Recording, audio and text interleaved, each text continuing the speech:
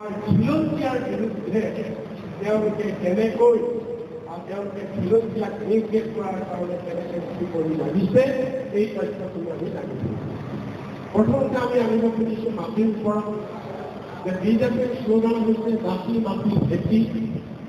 এতিয়া আৰু বিজেপিৰ জাতি মাটি ভেটি হৈ থকা নাই। এতিয়া কি হৈছে বিজেপিৰ জাতি মাটি ভেটি আদানী আম্বানী আৰু ৰামদেৱৰ লগত লেটি পেটি হৈছে। এতিয়া জাতি মাটি ভেটি নাই। আজি আছে কি যে বিজেপিৰ জাতি মাটি ভেটি আদানী আম্বানী আৰু ৰামদেৱৰ লগত লেটি পেটি হৈছে। লেটি পেটিয়ে হৈছে ভেটি। এতিয়া আমি আপোনালোকক প্ৰথমতে আনিব খুজিছোঁ গোটেই বিজেপি দল কি এই আন্দোলনটো উলিয়াই কাক হত্যা কৰা হ'ল? মিণ্টু দেউৰী নামৰ এগৰাকী আমাৰ যুৱা সম্প্ৰদায়ৰ যুৱকক খিলঞ্জীয়াক উলিয়াই হত্যা কৰা হ'ল। নম্বৰ 2। নম্বৰ 3 যে তিনিচুকীয়া জিলাৰ ডিব্ৰু চৈখোৱা যিটো বনাঞ্চল, এই বনাঞ্চলত নেশ্যনেল পাৰ্কলে ৰূপান্তৰিত কৰাৰ যিটো আঁচনি সৰ্বানন্দ সোণোৱালৰ দিনত তাত কি কৰা হ'ল যে তাৰ লাইকা আৰু গধীয়া নামৰ টুকুৰা ঠাই আমাৰ ভূমিপুত্ৰ মুছলিম জনগোষ্ঠীসকল আছিলে। প্ৰায় আপোনাৰ 1500 পৰিয়াল। এই 1500 পৰিয়ালক উচ্ছেদ কৰা হ'ল আৰু আজিলৈকে তেওঁলোকক বিকল্প সংস্থাপন দিয়া নাই আৰু তেওঁলোকে অস্থায়ী শিবিৰত দুখ কষ্টৰ মাজেদি সেই সময়লৈকে আজিও সুবিধা পাইছে। বহুতে পাহৰি গৈছে। নম্বৰ 4 যে ৰামদেৱ জগত যুগগুৰু ৰামদেৱৰ প্ৰথম কণ্ডিশ্যন আছিলে যে তেওঁ যোগ প্ৰশিক্ষণ কেন্দ্ৰ প্ৰতিষ্ঠা কৰিব। সেইটো এতিয়া যোগ প্ৰশিক্ষণ কেন্দ্ৰ প্ৰতিষ্ঠা কৰা নাই। ইণ্ডাষ্ট্ৰী কৰিছে, পতঞ্জলি ইণ্ডাষ্ট্ৰী। ৰামদেৱক মাটি ক'ত দিলে? মোৰ শোণিতপুৰ জিলাৰ বালিপাৰাত প্ৰায় 1200 বিঘা মাটি চিলিং চাৰ্প্লাছ চাহ বাগিচাৰ শ্ৰমিকৰ দখলত থকা মাটি, চিলিং চাৰ্প্লাছ মাটি, এই মাটি ৰামদেৱক দিলে। আৰু তামোলপুৰত বড়ো জনগোষ্ঠীৰ দখলত থকা 600 বিঘা মাটি ৰামদেৱক দিলে। আৰু গোলাঘাট জিলাৰ ফলগাৰী বীজ পামৰ প্ৰায় 25 একৰ মাটি, প্ৰায় 80 বিঘাৰ ওচৰা-ওচৰি মাটি ৰামদেৱক দিলে পাম অইল খেতি কৰিব। কিন্তু তেওঁ কৈছিল কি যে তেওঁ যোগ প্ৰশিক্ষণ কেন্দ্ৰ এইটো হৈছে এইবিলাক চব আমাৰ থলুৱা মানুহক বঞ্চিত কৰি এইবিলাক মাটি তেওঁলোকক দিছে। এতিয়া আমি নম্বৰ 5 আহোঁ যে গুৱাহাটীৰ মাজমজিয়াত আপোনালোকে জানে শচল আৰু ৰুটি। এই শিক্ষাটো যিখিনি মানুহ আছে আমাৰ খিলঞ্জীয়া মানুহ, ইয়াত প্ৰায় 1200 পৰিয়াল আছিলে।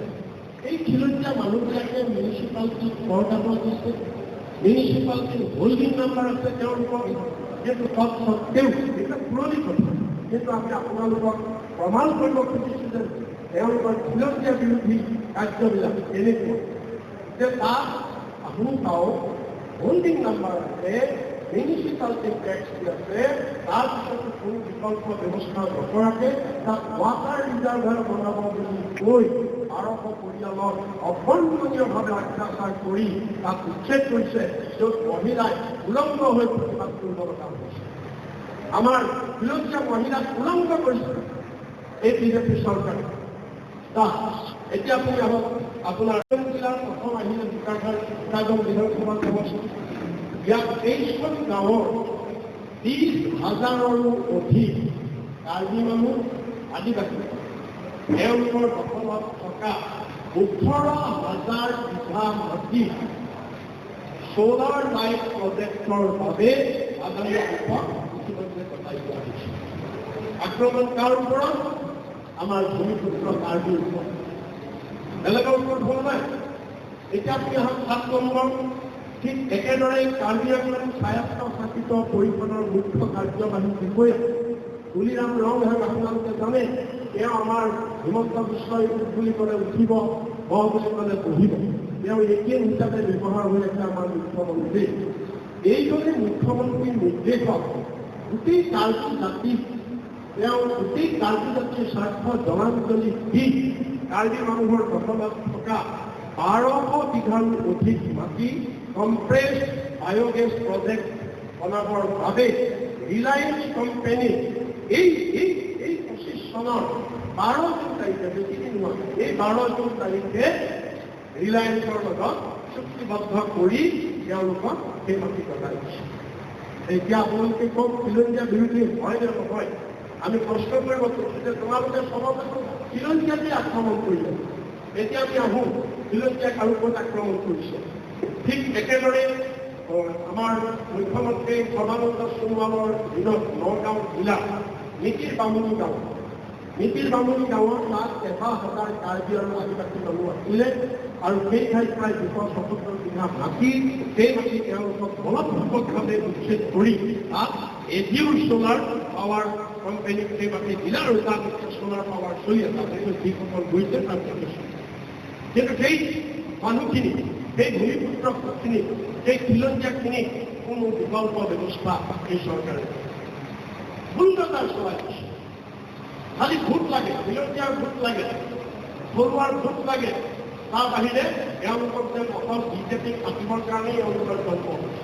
ইয়াত আমি আহোঁ নেক্সট আপোনালোকে আহক 9 নম্বৰত কামৰূপ গ্ৰাম্য জিলাৰ পলাশবাৰী বিধানসভা সমষ্টিৰ ৰামপুৰ এলেকাৰ বৰাজিলত প্ৰায় 160 বিঘা আমাৰ খিলঞ্জীয়া মানুহৰ দখলত থকা মাটি লজিষ্টিক পাৰ্কৰ বাবে এটা ব্যক্তিগত কোম্পানী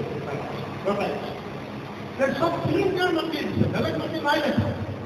হিমন্ত বিশ্বই বেলেগ মাটি নাই দেখা।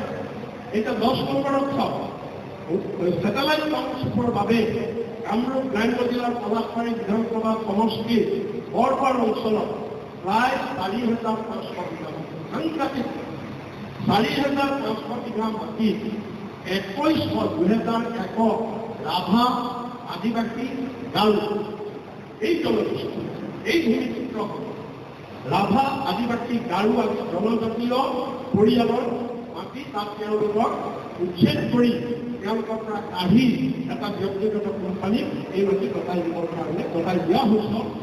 কাগজ কলমে হৈ গৈছে যেতিয়া দিয়া হৈছে।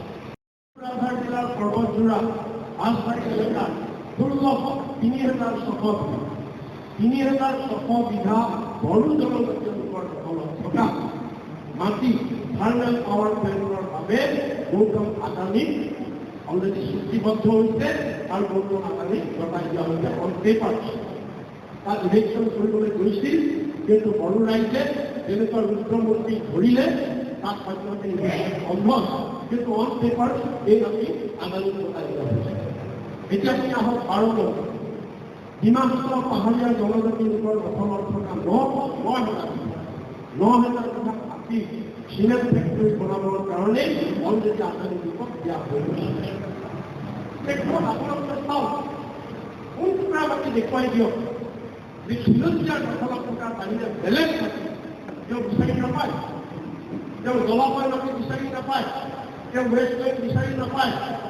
আমাৰ খিলঞ্জীয়াৰ দখলত থকা মানুহ এইখিনি মানুহক বেঘৰ কৰি তেওঁ দি আছে। এতিয়া আমি আহোঁ 12 নম্বৰ গ'ল, এতিয়া 13 নম্বৰ ধুবুৰী জিলাৰ চাপৰ এলেকাৰ চিৰাগোলা গাঁৱত থাৰ্মেল পাৱাৰ প্লেণ্ট বনাবৰ বাবে 3,500 বিঘা মাটি আদানী গ্ৰুপক দিলে আৰু তাত যুদ্ধ শক্তিক পৰিৱেশ কৰি 50খনৰো অধিক বুলডোজাৰ আৰু জেচিবি লগাই তাত ইলেকশ্যন কৰিলে।